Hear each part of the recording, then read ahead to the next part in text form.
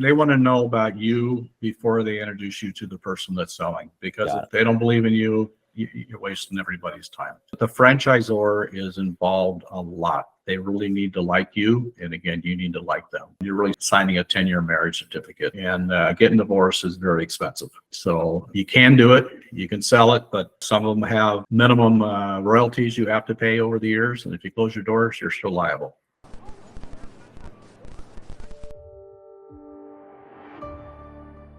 Thanks for inviting me. A little bit about my background. The past 7 years, well, let me even go back all the way back to 1980. I started a landscape construction company in the city of Portland, Oregon.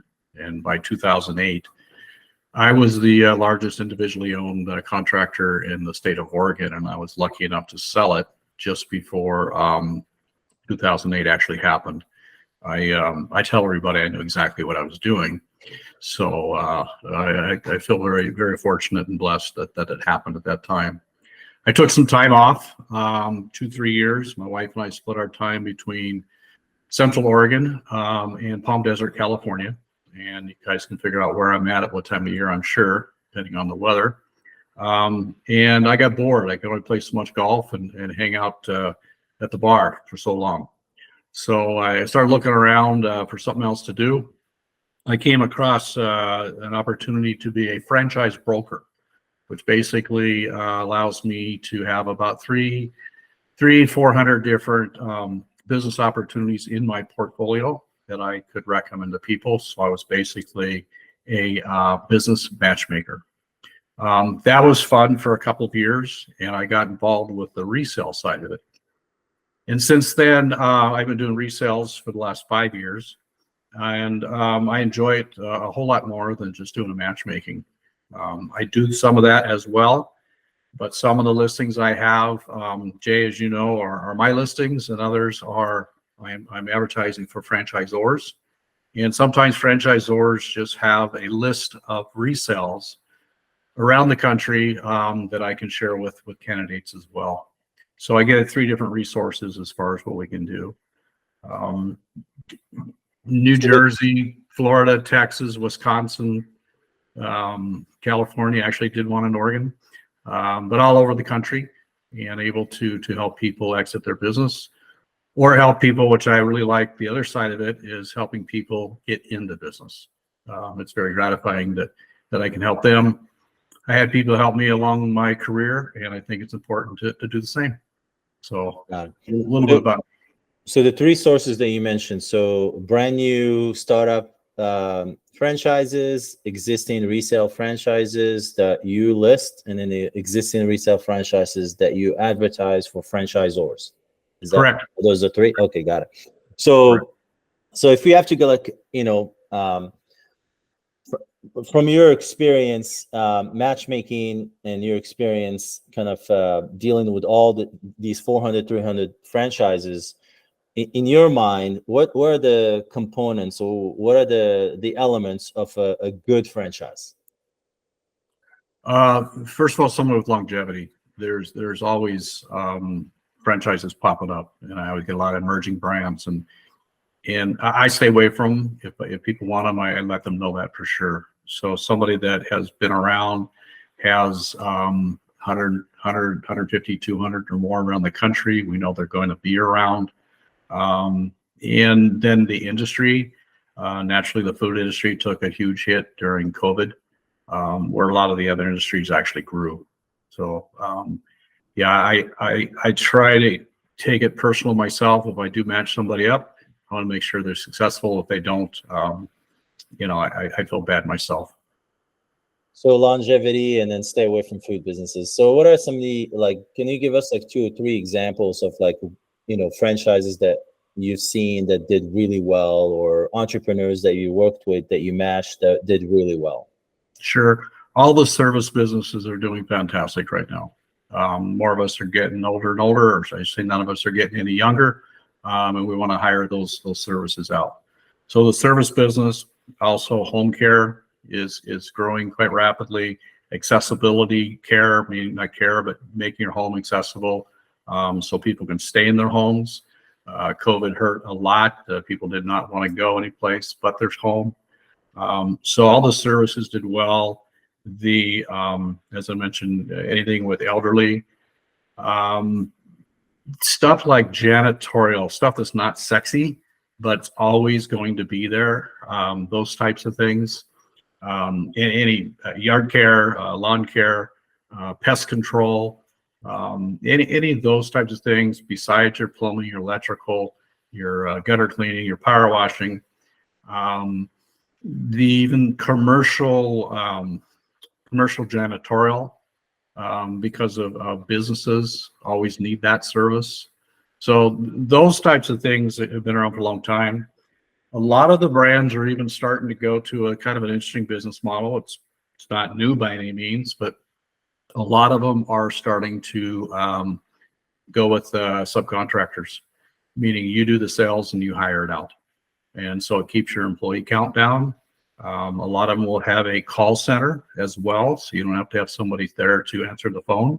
And that's becoming a very, very business model, very, very important, favorable business model, whether it's janitorial, flooring, windows, any of that type of stuff, painting. That's real big in the painting industry. So those types of things are growing quite rapidly.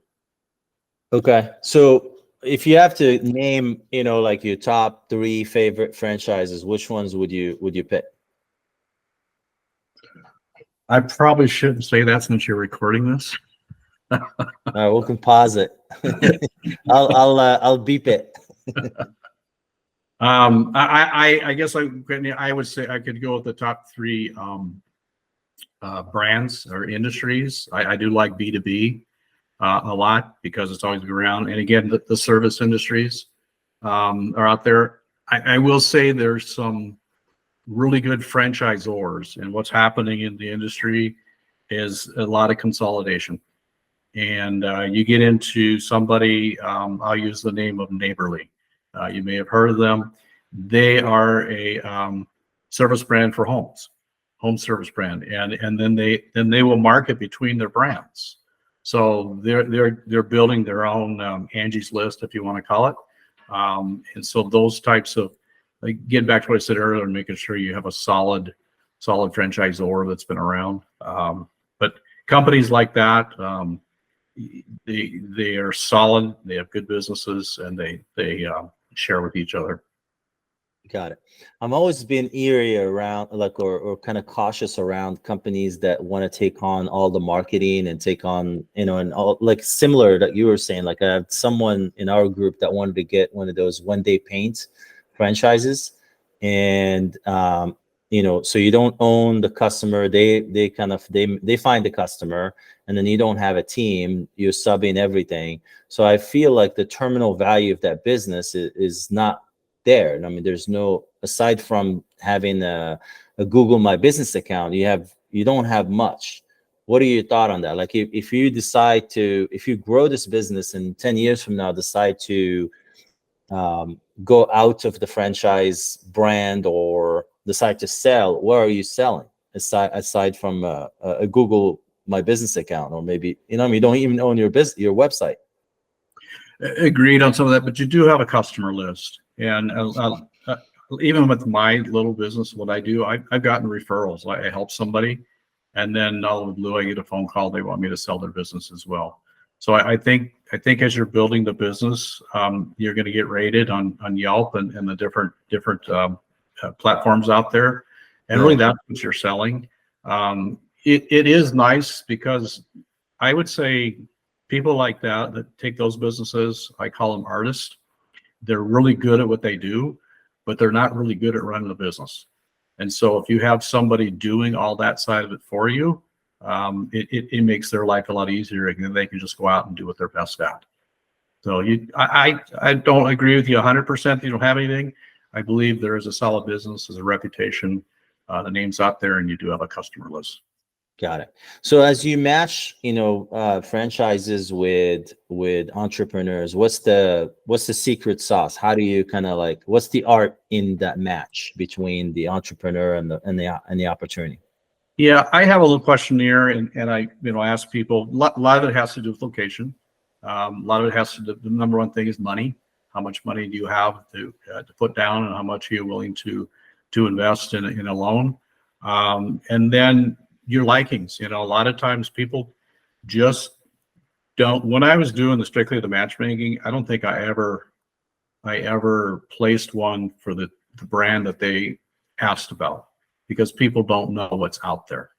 And so once I do the little questionnaire, I can find out what their interests are, find out what their time frame is, find out what their investment range, comfort level is, and then that's where I try to put things together for them, rather than just throwing stuff at people that come back and say, well, that's too small or that's too big. Let's narrow it down and don't waste it.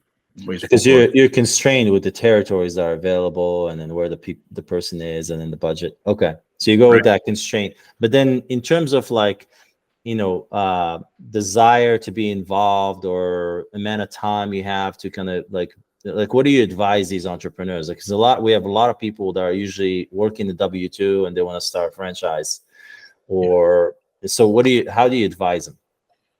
Well, I think what I haven't touched on too is there's three different business models. There's your owner operator, your semi-absentee, and your passive. And so we need to identify that as well. And some people, I got off the Zoom just a couple hours ago with a gentleman that has a great business. He's looking for a second one, but he wants to make sure it's semi-absentee. So we have to identify that as well. And then some franchisors will allow that, and some will not. So again, it's just a process of elimination to find out what's going to be best. So which type of franchises have you seen that semi owner operator work? Because it's hard for me kind of to believe that like you could run a business semi-available. So where have you seen it, and then where have you seen it worked on the passive side? Yeah. Okay. So let's start with the semi-absentee. Now, that doesn't mean that you're not working it. You're only working part-time. It means you have a general manager or somebody running the business for you. A lot of the franchisors want you to be the owner operator for at least 2 or 3 years before you bring somebody else in. And then they want to vet that individual as well to make sure that business is going to stay the same, because naturally they want it to grow, because that's how they make their money. Yeah. So semi-absentee doesn't mean you just have a business that you work in a few hours. You have to have somebody that's working it for you. Okay. So on the pass, do you have like 1 or 2 that you've seen people succeed doing that from the get-go? Actually, some of these brands that I'm talking about, we're subcontracting the work out. So, you know, you hire somebody to do the sales for you, and they manage the crews, and you know, the owner isn't very active in the business. So anything that has a sub work, we'll do it. The home care, you can have a pretty good team around you. The in-home care, I should say, you have a good team around you, and it becomes a semi-absentee. Out the gate, probably not. If you buy one that's that way, it becomes a little bit easier. But the franchisor wants to make sure that you are very familiar with the brand yourself. Yeah. Ultimately, you're responsible. On the passive side, there's some brands out there now, some franchisors out there now that have programs that it's fully passive. You just put the money up and they'll run the business for you. That could be like an installation that, you know, it's huge. You do it up in the Northeast and the Midwest and northern part of the country where people's installations aren't up to code anymore. And you put up the money and they'll run them for you. Another one, it'd be like right now you're seeing a lot of the hairdressers going into suites. And so you have one building, you build it out, you lease it out, no employees, you basically do the billing. And a lot of it's on ACH, so it's very, very little. So there are different brands out there that you can work on passive side. Got it. The studio, the hair salon studio thing, it's a newer type trend. So we haven't seen kind of like through the whole process, like how did it end up? Like when they were reselling, how much they were selling for, and how long, you know what I mean? And so is there something similar that you've seen, or let's just go back, like as you're doing the resale side, what are the most valuable franchise that you've seen at exit? The larger ones, dollar amounts, the ones that are making the most money, a large Okay. EBITDA, you're going to get a bigger multiple, but by a long shot. Okay. So which ones are able to do that large numbers? Because let's say, for example, we've done the fast signs. That's a good one because the territory element of it, where they don't control. You can go in terms of like your sales, you can go outside of your territory, but outside of fast signs, I haven't. What other brands are kind of similar to that, where you can grow your top line? Well, even the suites in the salons, I know there's people that have 6 or 8 of those, throughout Texas, say, or you could have them in different states. They're fine with that, is because it is a really pretty much a passive model. The home care, you can have multiple territories, and what will happen is people might start with one, and then they'll buy out their other fellow franchisees, and you get it to grow that way as well. So you can really do it with most any of them. It's just a matter of the franchisor believing in you and making sure that you can handle it. When we start out, I mean, a lot of them you can buy a single location, a 3-pack or a 5-pack, and some of those people overextend themselves on a 5-pack. But I always tell them stay with 3, and then you can grow beyond that. Unless it's a territory that's really hot, then you might want to do it. Another one just came to my mind is anything that the women like, eyelashes. So let's say it was in Phoenix, and I sold 2 of them to one person, and then somebody else called me up, do you have any more? And that person bought 2 more and 2 more, and they're a passive business. The issue is making sure you've got the gals that can do the work. But they're extremely profitable because the women go in there every other week. They go in there more than they go to get their hair done, to get their eyelashes taken care of. So those are all good. The health side, meaning massage studios, there's people who have multiple locations in the massage. Then there's always fitness, and there's a vast variety of ways you can go with fitness. So. Okay. So in terms of the resale, for someone looking for, a good resale, how do they go about, aside from like biz buy sell, what's the best way to kind of find a good resale? Biz buy sell, or having contact with somebody like me that has connections. I'm not plugging myself by any means right there, but it's true. I get a list every 2 weeks from 3 or 4 of the very large franchisors that have multiple brands. So I know it's available. And I'll be honest with you, a lot of them are garbage. But, you can pick them up very reasonable, and they're good brands, and you can turn them around. So they are more of a turnaround. You're going to get some that, are out there. There's one up in Seattle. It's $5 million, and it's doing well. It is original owner, and he's in business for many, many years. So sometimes you do get a decent one in that list, but a lot of the stuff that's on the list are normally people that just are not entrepreneurs and probably never should have started to begin with. But there's a great opportunity for those. Got it. And so how someone who's never worked with a franchise, how would you, diligence them? Like, how do you go about to understand, okay, is this a good franchise? Is this a good business?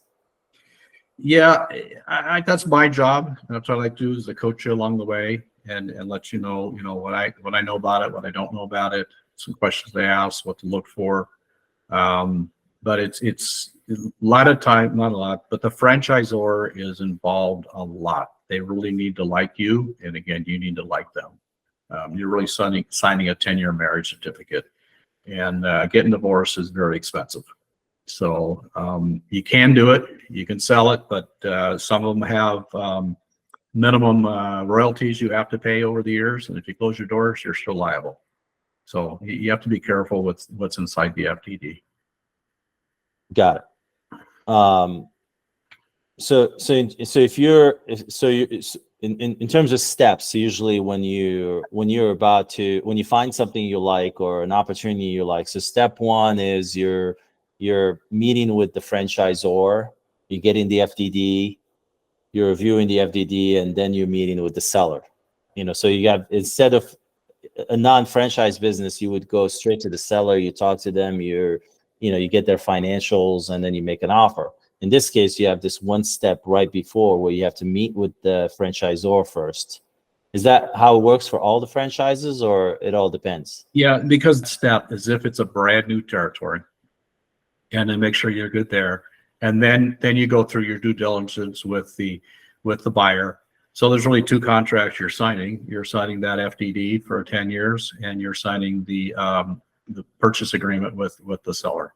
So a little bit more involved, but the benefit, if it's a good business, you already have that cash flow, so it's worth it. Yeah.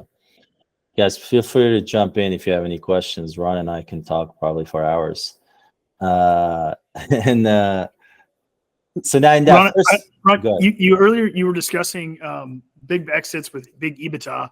What is that? I mean, that's relative. So what would you say is like a large EBITDA, and maybe what are some projections on an exit for a multiple based on kind of size? Yeah, the large ones, if you're in the millions, you're going to be closer to the 4 to 5 multiples. If you're in the hundreds, thousands, and whatnot, you're going to be in the 2 to 3s. So it all depends on the business as well, how it's structured, what you're going to have to do, what you're going to have to invest into it. If it's something that you don't have to spend this money on this side on the back end, or you may pay it on the front end. So it might work out the same for you, but to a seller, the more infrastructure he has, and systems and processes and sales and numbers and profits, the bigger the multiple you're going to have. Now, is the average buyer looking for a turnkey, or is there what is the average buyer looking for when they're looking for a continuation purchase? I would say the majority that I deal with are looking at cash flow instantly. Again, there's some of those I mentioned earlier that are turnarounds. There's not too many people on BizBuy that are looking for turnarounds, and that's the number one site that people go to. But they are there. What's my ROI, and what am I going to have to do to get it? So that's where, again, it's easier for you to get that return. It's going to come up higher, your multiple. One of the caveats for that big size versus multiple is that sometimes the franchisor requires an operator, and in that case, the multiple goes down a little bit, even though the EBITDA may be high, because now you narrow the amount of the type of buyers that can bid on that business. And then you have the other side of it, the financing piece, because the bigger it gets, the more tricky it gets to finance, SBA and all.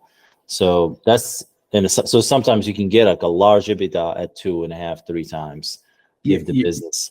You're right, Jay. It's all what the buyer and the seller can agree upon. If it's a bigger one, a lot of times, unless it's real big and you've got some big PE money, which is no problem. But when I've got stuff doing 2 and 3 or 4 million, that cuts your buyers way down. So it doesn't give you as many out there. And I've had buyers or sellers, I should say, they just get fed up with it and drop the price. So you just never know. Yeah. And then last question for me is any desirability between B2B type franchise versus a B2C? Is there a type of business that maybe is more desirable by average buyers that you see than something else outside of just the numbers? In my opinion, B2B is easier. It's an easier sale. The business just needs something. You're solving a problem. You give them a solution. Where do I sign? With a consumer, he's going to go shop at 5, 10 different places and try to take you down on the price. So B2B, I like it better. I'm not saying there's anything wrong with B2C, but I especially retail is tough, on the B2C side. So, but some people love it. It all depends what they want. The guy I was talking to today, he's got 100 employees looking for another business. how many employees do you want to have? I said, it depends on the business. Doesn't bother me. I thought he'd say, I want something. Well, I don't have to have 100 employees, so you just don't know. And it's a matter of finding the match between the buyer and the seller. Jamie, you had a question? Yeah, Ron, you'd mentioned janitorial or commercial cleaning. In that area, when you see different franchises, and I've kind of looked at different ones, but how do they differentiate themselves? Or, I mean, how do you see differences in franchises? I mean, specifically for janitorial, but also for other B2B services that are out there. No matter who you talk to in the janitorial world, they're the best. So you've probably heard that, and you know that. What I tell people to do is go back and check reviews and for their customers, and making sure, that's going to tell you how good the franchisor is. Because if it's a good franchisor, they're not out just for the dollar, just push. They got to make sure that you're going to have that reoccurring all the time. And what I call, you don't want a revolving door with your customers. So if you take a look what the customers are saying about the franchisor, I think that will tell you a lot about them. On that side, any type of a B2B. There's you had a second part to that question. I'm sorry. Yeah, well, I mean, I guess that's basically it. Is the differentiation between any franchises that are competing against each other? The differences. I mean, is it in the tools, or is it in like the hand holding, or the operators, the way they prepare them, or the operators they attract? I mean, is there something that sets these franchises apart? Yeah, I'd say training and support. Exactly. The training and support you're going to get. But again, that's going to show up on the back end, but from the customer. Yeah, you're not going to know up front. So it's so let me go back. Let me go back to this. What are the red flags of a franchise? Like, let's say you're talking to a franchise, whether new or emerging or existing, what are some of the red flags that a buyer should pay attention to? How long you've been in business, what we talked about. Yeah. How many have they signed up in the past year? Some of these that are just starting out, they're bringing on everybody and anybody they can because they need the cash. Okay. And ultimately, some of those are going to fail, which actually it's going to make a bad name for the brand. I mean, not that individual franchisee, but the brand could get a bad reputation. So you're talking about like the speed of growth of the number of units out in the market. So is there like let's say a percentage of the existing number? How much growth are they having, or what? How do you look at it? I mean, there's someone who has, let's say they just signed, they started with 150 locations, and then this year they added another 50. Is that a red flag, or is that healthy, or what's in your mind? Depends on the support. Here's a couple of, it depends on their infrastructure, the franchisors. So there's an ice cream place that came out of the gate hotter than hell, and just selling right and left and right. And then they paused. Well, that was smart. They paused. We're not selling anymore. Well, so that gives me a good feeling about that franchisor. They're not just after the dollar. But if there's somebody that's out the gate and does 100 of them the first year, there's no way that anybody's going to be able to do that, in my opinion, when you're first starting out. So you want to, and this is all in the FDD. How many were sold this year? How many were sold last year? How many closed last year? Yeah. And so all that information's in the FDD, and that's where you're going to see your red flags as far as what's happening. Are there any lawsuits? All that stuff has to be inside the FDD. So, and again, some of them very clean. Some of them just say no information. Well, you want to find out why there's no information. So. Yeah. What else? So lawsuits, fast growth, a bunch. Support. Make sure you feel good about support. What's their turnover inside their company? These franchisors, that people turn over a lot. And so longevity with their employees is probably an important one as well. Who's the founder? And have they done this before? There's some brands that are hot out of the gate and then they fizzle. So that's why like I said earlier, you got 100, 150 of them that have been around for a while.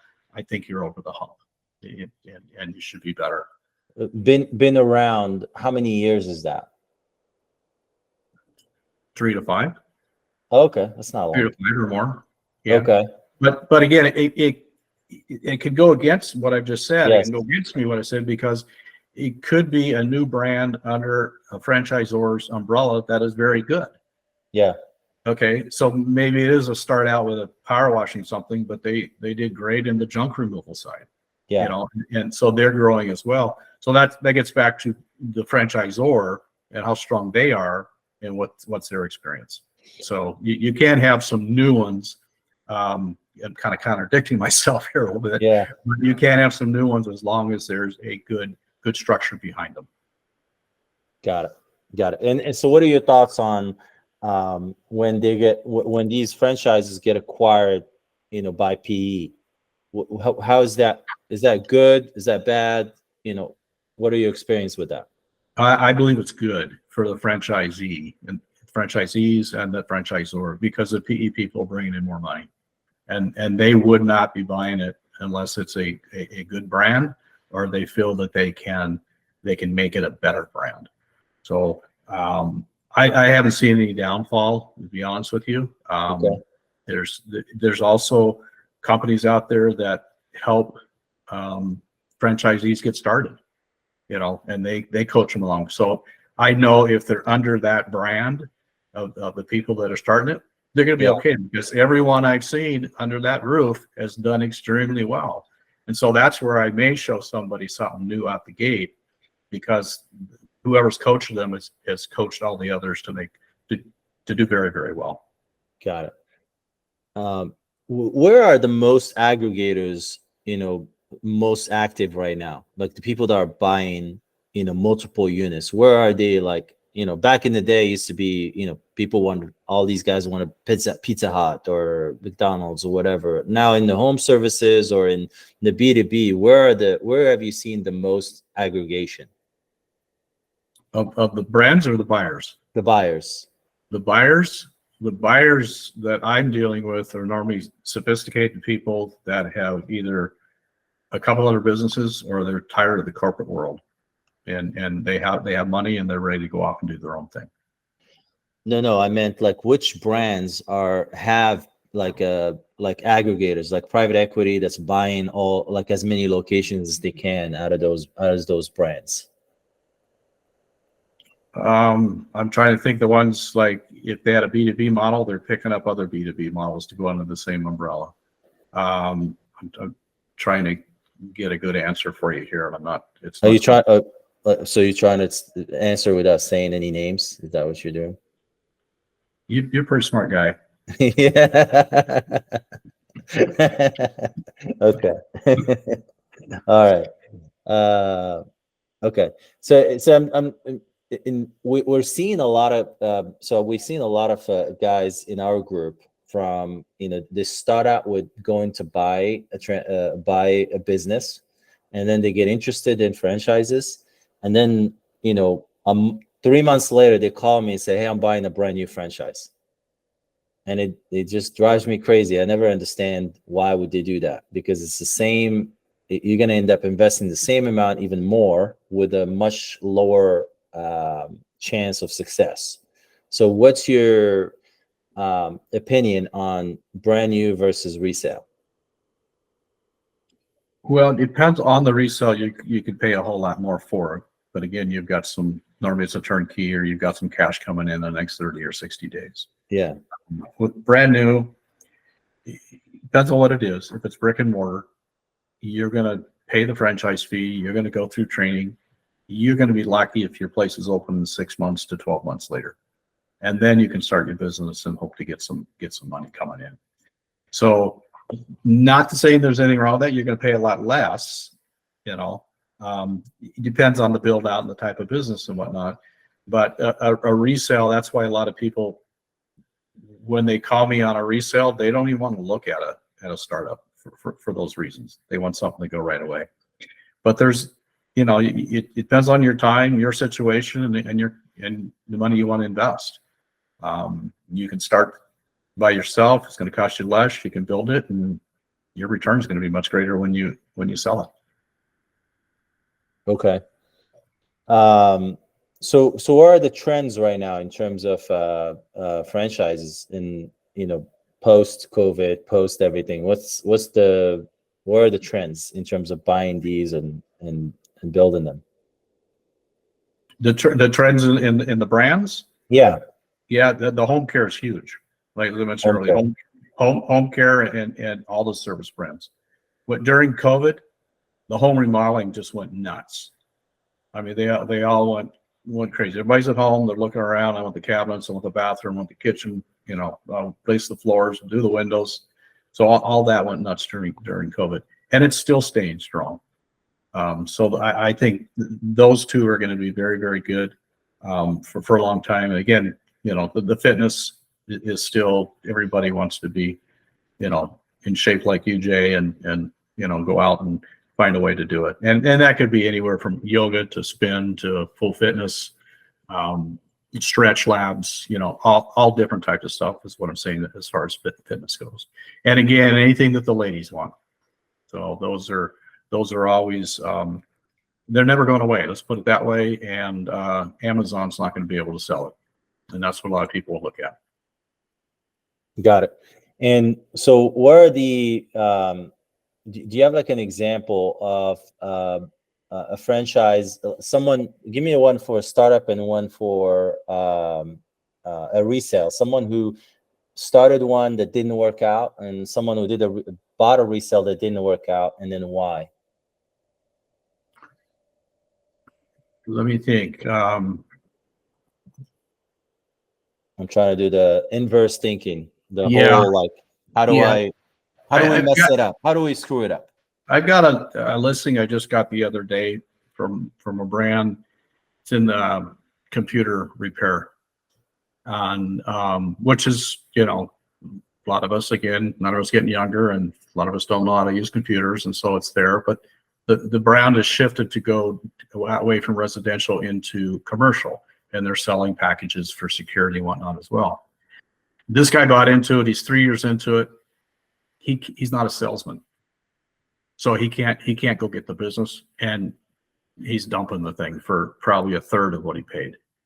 So there's a failure for you, and it had to be with, you know, a franchisor can teach you, can, you know, train you, but they can't make you do it. And if you're just not made out to go knock on a door and talk to somebody or pick up on the phone, you're not gonna, you know, succeed. So that would be a fail on a startup. On a resale, I don't have an example. I'm sorry, you know, that the one that I've been associated with. But because normally I would say the majority, if not all of the resales I've done, when people buy them, they have grown. And the franchise, I'm with a couple of the franchisors, that's what they want me to do, is get rid of their old timers, get rid of the mama papas, and bring in real people to run the business. So I work with a couple of them that way as well. So you actually actively going and talking to their franchisees and trying to get them to sell? What the franchisor did is put a little presentation together like this, and I explained the process, because nobody knows the process. You know, they know how to get in, they don't know how to get out. And I always tell people, before you get in, make sure you have a plan to get out. And so I talked to them about it, what it takes, how it looks. You know, they always go, how much can I get? You know, that's always the first question. And I just talk through the exercise, and the phone rings, and I go through it. And the franchisor, whenever somebody wants to sell in their systems, they say, call Ron. So that some people are doing that. And I guess they're failing because it's a mama papa shop and they don't want to grow. So I guess that would be a failure as well. Even though in their eyes, they're making a good living, but it's just a job. It's not a business. Yeah. Yeah, it makes sense. So essentially that's kind of like the 80% of of these franchises are like that, are like mom and pop, where it's a husband and wife, or, you know, one operator that just runs that one unit, makes some money, but it's not really like a big business. It's like a self-employment.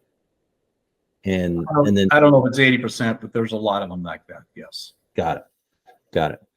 And so so for someone from the outside, like who's outside of the brand, how do they, you know, how can they find out who's doing what, and essentially approach them to potentially buy the their business? You mean if somebody here wanted to find a business? Yeah, let's say a certain brand. How do they locate like the top operator in their area, and then just go? A couple ways you can do that is reach out to somebody like me that can make those phone calls for you. And a lot of times people they prefer a third party, to have that conversation. And the other way is, go off and try to find an FDD, and you can get FDDs online. They may be a year or two old. You may not get the most current one. And inside the FDDs, everybody is information is in there, so you can reach out that way. What I do, if there's something, I'll call the franchisor and ask them if they know of anybody, and they'll say, well, we've talked about this guy, maybe something here. So I do have some connections to get in that way. I should say, talk to someone like me that know the franchise. And I was very impressed, actually. I called you about that one unit here in Boca, and you right away you went and called, and you came back with insights. So that was great. So I definitely vouch for that. So the FDD, let's go through that. What is the FDD, and how can someone who doesn't know what it is kind of read it? Yeah, an FDD is really the Bible of the business. Every franchisor has to put an FDD out annually. Some states they have to be registered, and some states they have to be approved. And until they're approved, they can't do any business until the state approves that one. Each FDD has all the 23 items, only it pertains to their business. So you go through that, and so the ones that have been around for a long time, they can be 400 or 500 pages long. And the reason is because they're listing all of the franchisees in there, and it takes space. So everything about the franchisee, the costs, how long they've started, any lawsuits, what it costs to start up, what royalties are, what ad fees are. Item 19, which gives you a snapshot of financial pictures. You're going to have list out of all the franchisees I mentioned, and also included that is the agreement that you're going to be signing. So people will look at that. Some people are very overwhelmed. I have what I call a little cheat sheet here. These are the different items. You want to go to these special sections first. It'll save you some time. But every franchisor has to do that, and it has to be updated on an annual basis. And California is the worst. It takes them forever, especially for new brands to approve it. A lot of times they'll get sent back, and they have to redo sections of it. But you take some of the long-term brands that are around, they'll get approved right away because there's very little that changes, and they know what's already in there. But the FDD is I call it it's the Bible for that business. Okay. Which states make them public? I would just Google, a state and FD or their name in the state and ask for the FDD and see what's available. Yeah, there are a couple of states out there that make them public, so you can actually go online and find the report for any franchise you want and the list of all the owners. Yeah, California, Illinois, New York, they're the worst. Hawaii is the same way. Hawaii is difficult. So when you talked about the cheat sheet of the things to look at in the FDD, where are some of those things? If you want to know what the startup costs are, it's this item. If you want to know what your royalties are and your ad fees, it's this item. If it's how much people are making, it's this item. So just basically, I go through all 23 items and tell you what's in those items, so you can get to those right away if you want. Got it. So on the part about how much can you make, there's the top, there's the bottom, there's how do you advise your clients to kind of read it? That you're not going to be the all-star out the gate, but here's your potential. And you've got to be careful with some of those as well, because a lot of people will have multiple territories, and they'll list, a lot of them will just list what the sales are and the profits are per territory. So you've got to find out if somebody has 4 territories, you've got to add those 4 numbers together. So it's not one unit. Yeah, everybody's a little different. Interesting. Okay, so Yeah. so the FDD will show you the top tier operator, how much they're making, and then the middle tier, and then the bottom tier. And usually the bottom and let's say the middle, is that like usually a good range? Is it true? Is it usually real? If the middle make you happy, you know that there's some good upside. Got it. Okay. Where are some of the where's something in the FDD that people skip or don't pay attention to that well? Probably the startups, and each year it shows you how many new ones and how many dropped off, and then you want to find out why they dropped off. They may drop off because it was sold, and that's okay.